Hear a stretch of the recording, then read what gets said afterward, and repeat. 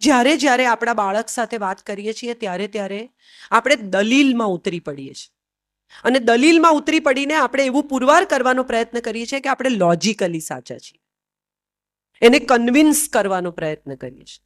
કેટલીક વસ્તુઓમાં એ કન્વિન્સ નહીં થાય એવું સમજીને લાસ્ટ વર્ડ આપણો હોવો જોઈએ એવું કહીને વાત પૂરી કરતા આપણે શીખવાનું છે, એણે નહીં.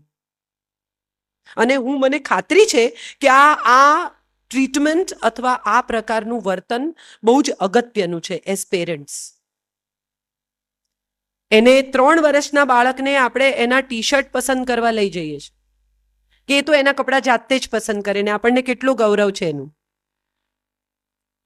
પણ જ્યારે એ એની કરિયર પસંદ કરવા જાય ત્યારે આપણને બહુ સમસ્યા થાય છે. એમાં આપણને સે જોઈએ છે. એ ના પાડે છે મને સાયન્સ નથી લેવું, એ પેન્ટર થવા માંગે છે, પણ આપણે એને અલાઉ નથી કરતા. અને પછી જ્યારે એ અમુક રીતે સાયન્સમાં ભણતી વખતે ટીવી જોયા કરે, ભાગે, એ પરિસ્થિતિથી છટકવાનો પ્રયત્ન કરે ત્યારે આપણે એને ફરી એકવાર એ એમ્ફેસિસ કરીને કે તારે આમ જ કરવું જોઈએ. ના, એવું નહીં થાય, એવું નહીં થઈ શકે.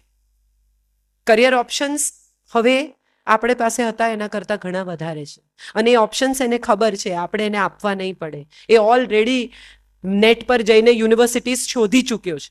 એણે નક્કી કરી લીધું છે કે એને ક્યાં જવું છે. તમારે માત્ર એક ફેસિલિટેટર તરીકે એની મદદ કરવાની છે. તમારે એને ગાઈડ કરવાનું છે. તમારે એને પ્રોવાઈડર અને પ્રોટેક્ટર તરીકે હેન્ડલ કરવાનું છે. તમે ઓનર નથી. આ જમીનનો ટુકડો નથી કે પ્લાન પાસ કરીને જે ઈચ્છો એ બાંધી છે.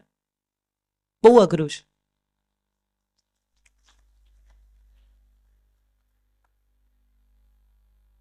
અને હું આ ડાઈ વાતો કરું છું એવું નથી. મારો પોતાનો દીકરો આર્ટ્સમાં ભણ્યો છે. એણે આ વખતે 12th પરીક્ષા આપી અને છેલ્લી મિનિટ સુધી he was playing music before going to give his examination and I told હિમ કે દીકરા મહેરબાની કરીને પાસ થઈ જજે. હા, ઓકે. અને હું બધાને એક જ જવાબ આપું છું. મને બધા પૂછે કે કેવા ગયા એના પેપર્સ, ત્યારે હું બધાને એક જ જવાબ આપું છું કે એ એમ કે છે કે સારા. આનાથી વધારે હું કંઈ કરી શકું એમ જ નથી. હું ગમે તેટલું મને આવડતું હોય ફિલોસોફી કે સાયકોલોજી કે ઇકોનોમિક્સ, હું એને બદલે જઈને નહીં લખી શકું. શફી ઇનામદાર જેમની સાથે હું કામ કરતી હંમેશા એમ કહેતા કે એક્ટર છે ને તમારા કંટ્રોલમાં રિહર્સલ સુધી જ રહે. એકવાર પડદો ખુલે ને પછી તમારે પણ ઓડિયન્સમાં જ બેસવાનું છે. સો પડદો ખુલે છે જ્યારે તમારું બાળક ટીનેજમાં આવે છે, ત્યારે પડદો ખુલી જાય છે. એ જાતે એક્ટર છે. એ જાતે પોતાના નિર્ણયો કરશે, એને જેમ કરવું હશે એમ કરશે. અને તમે જો નહીં કરવા દો તો સંઘર્ષ થશે. અગત્યનું એ છે કે એને શું કરવું એની પસંદગી એને શીખવું.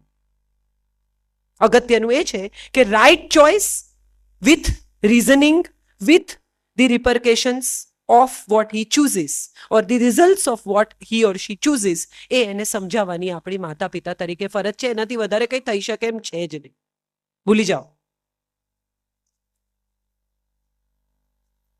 અને સૌથી અગત્યની વાત અને છેલ્લી વાત, આપણા પેરેન્ટ્સ સાથેના ગઈકાલ સાથેના સંબંધ.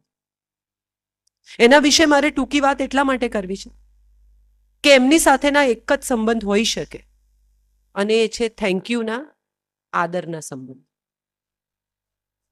માતા પિતા વૃદ્ધ થઈ રહ્યા છે અથવા થઈ ગયા છે. એમણે તમારી સાથે શું કર્યું અથવા એમણે તમારી સાથે આમ કર્યું અથવા તમને આમ વાંધો પડ્યો અથવા આમ થયું અથવા તમને આમ ન કરવા દીધું ને આમ કરવા દીધું તો સારું થાત, આ બધું જ હવે બદલી શકાવાનું નથી. બદલી શકાય એમ છે તો આપણા માતા પિતાની અને આપણી આવતીકાલ.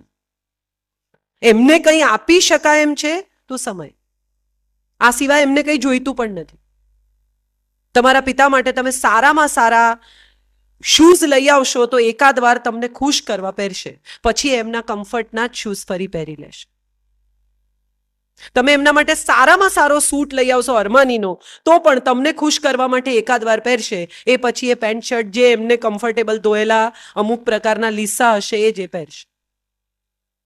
એમને વસ્તુઓમાં રસ જ નથી. એમને સારામાં સારો સિનિયર સિટીઝન મોબાઈલથી આગળ એ કંઈ વાપરી શકતા નથી. એમને જોઈએ છે તો એક જ વસ્તુ અને એ છે સમય. એમની સાથે બેસીને એક સાંજ જો અઠવાડિયામાં વિતાવી શકો તો મને લાગે છે કે તમે એમને ઘણું બધું આપી રહ્યા છો. ઘણી બધી વાર એવું લાગે છે કે બહુ બોલે છે યાર, એકની એક વાત ફરી કરે છે. હા, એવું લાગે છે. પણ એમની પાસે એકની એક જ વાત વાગોળ્યા સિવાય બીજો કોઈ ઉપાય નથી. હવે એમની આવતીકાલમાં બીજું કંઈ છે નહીં. સો એ એકની એક વાત કદાચ આપણે ફરી સાંભળીએ તો એમાં આપણે તો ઘસાઈ જતા જ નથી.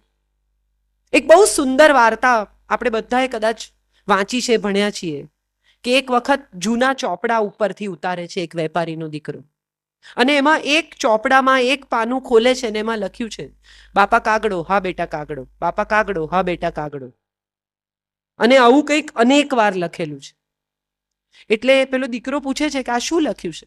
એટલે બાપ કહે છે કે એકવાર હું નામું લખતો હતો બેટા, ને તું એક સરખું બોલતો હતો ને આ ભૂલમાં મારથી લખાઈ ગયું. આપણે બધા જ આપણા માતા પિતા પછી દાન કરતા હોઈએ છીએ, અગિયારસો કરતા હોઈએ છીએ, તકતીઓ મુકાવવા માટે બેચેન હોઈએ છીએ મંદિરોમાં, વૃદ્ધાશ્રમોમાં. પણ આ બધું નહીં કરીએ તો ચાલશે, કારણ કે એ તો જોવા આવવાના નથી. મેં એક લેખ લખેલો કે ગળગળા અવાજે અપાતી શ્રદ્ધાંજલિનું સટ્ટા બજાર. જે ગુજરી જાય છે ને એને માટે નથી આવતા લોકો શ્રદ્ધાંજલિમાં કે બેસણામાં. જે રહી ગયા છે ને એ કેટલા મહત્વના છે એને માટે આવે છે.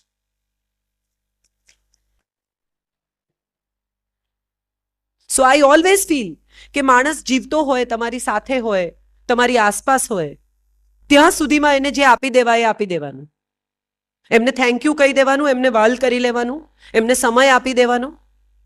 એ પછી ગમે તેટલો અફસોસ થશે, એ પરિસ્થિતિમાં ફેરફાર નહીં કરી શકે. માતા પિતા ગઈકાલ છે એ સત્ય છે. એમની પાસે બહુ આપવાનું કદાચ હવે નથી રહ્યું, એ સત્ય છે. તમે બહુ જ સ્માર્ટ છો, તમારી પાસે બધી જ આવડત છે, તમે દુનિયાને નવી નજરે જોઈ રહ્યા છો, સત્ય છે.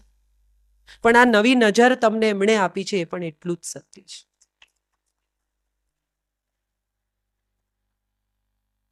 મારા પિતા ગુજરી ગયા 21 ઓગસ્ટ, અને હું 22 ઓગસ્ટે IMAના કાર્યક્રમમાં આવેલી રાજકોટ, વેરી નેક્સ્ટ ડે. અને ત્યારે મેં એક જ વાત કહેલી કે એમને જો કોઈ રીતે શ્રદ્ધાંજલિ આપી શકાય તો એ આ જ રીતે આપી શકાય, બિકોઝ એમણે ગઈકાલ સાંજ સુધી કામ કર્યું છે.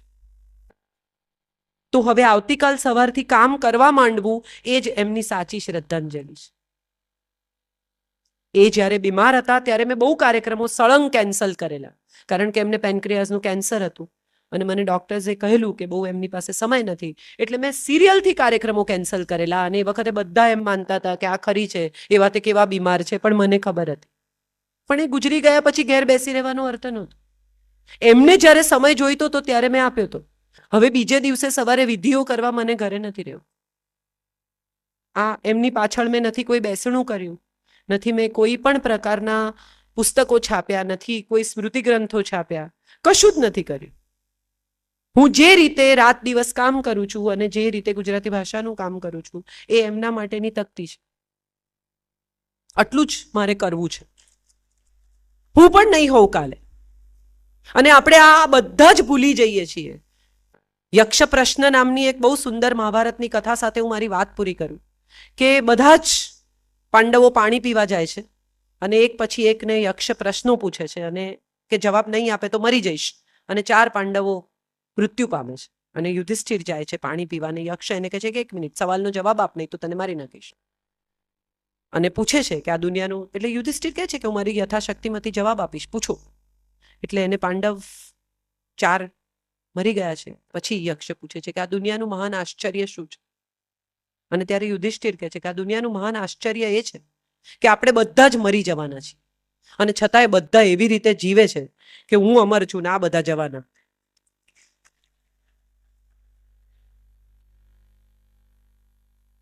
મૃત્યુ નિશ્ચિત છે, એના કારણો જુદા જુદા હોઈ શકે, પણ જો જવાના જ છીએ તો જે જઈ રહ્યા છીએ એને બહુ જ ભાવભરી વિદાય આપીએ, એટલું તો કરી જ શકીએ.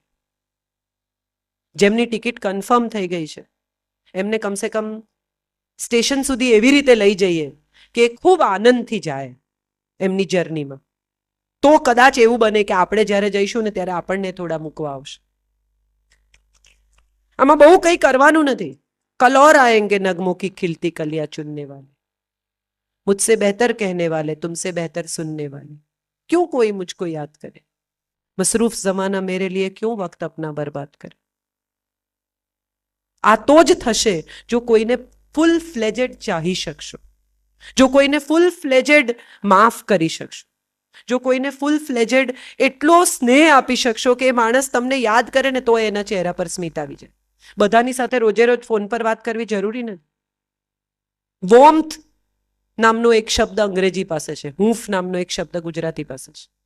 આ હૂંફ એવી વસ્તુ છે કે એને એવી ખબર હોય, જ્યાંથી મેં શરૂ કર્યું હતું ત્યાં હું પાછી આવું, કે હું ફોન કરીશ ને તો એ માણસ મને સાંભળશે, સ્નેહથી, સદભાવથી, સમજથી. બસ આટલી જ અપેક્ષા હોય છે. કોઈ કોઈનું દુઃખ ખરેખર લઈ લેતું જ નથી, લઈ શકતું જ નથી. બહુ સુંદર મુનવ્વર રાણાનો એક શેર મને બહુ ગમે છે. कुछ ऐसे मैंने अपने को आजाद किया, कुछ ऐसे मैंने अपने को आजाद किया, कुछ लोगों से माफी मांगी, कुछ लोगों को माफ किया. આપણને બધાને સુખી થઈ જવું છે, પણ સુખના સહેલા રસ્તા પરવડતા નથી. ગુલઝારની એક બહુ સરસ નઝમ મને બહુ ગમે છે. મુझको भी तरकीब सिखा कोई यार जुला है, मुझको भी तरकीब सिखा कोई यार जुला है, वणकर अक्सर तुझको देखा है कि ताना बुनते जब कोई धागा टूट गया या खत्म हुआ तो और सिरा कोई जोड़ के उसमें आगे बुनने लगते. નવી પેઢી પાસે એક બહુ અદ્ભુત શબ્દ છે, એ છે મૂવ ઓન. આપણી પાસે નથી, આપણે સ્ટક થઈ જઈએ છીએ. जब भी तुझको देखा है कि ताना बुनते जब कोई धागा टूट गया या खत्म हुआ तो और सिरा कोई जोड़ के उसमें आगे बुनने लगते, लेकिन एक भी गांठ गिरह बुनतर की नजर नहीं आती है मेरे यार जुला, लेकिन एक भी गांठ गिरह बुनतर की नजर नहीं आती है मेरे यार जुला है. मैंने तो एक बार बुना था एक ही रिश्ता, मैंने तो एक बार बुना था एक ही रिश्ता, लेकिन उसकी सारी गिरहें साफ नजर आती है मेरे यार जुला. मुझको भी तरकीब सिखा कोई यार जुला है, मुझको भी तरकीब सिखा कोई यार जुला.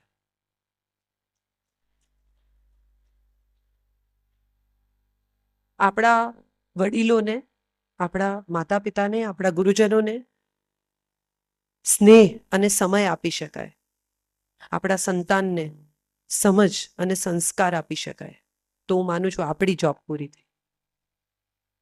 All we can give is roots and wings to our children. Roots will keep them steady and wings will make them fly. આવતીકાલ પાસે ઘણું બધું છે ને આવતીકાલના ગર્ભમાં ઘણું બધું છે. આપણને ખબર નથી કે આપણે ક્યાં જઈશું ને આપણા સંતાનો ક્યાં જશે, પણ આપણા સંતાનો જ્યાં હોય ત્યાં આપણને જ્યારે યાદ કરે ત્યારે ચહેરા પર સ્મિત હોય ને આંખમાં પાણી હોય, તો હું માનું છું કે આપણે આપણું કામ પૂરું કર્યું.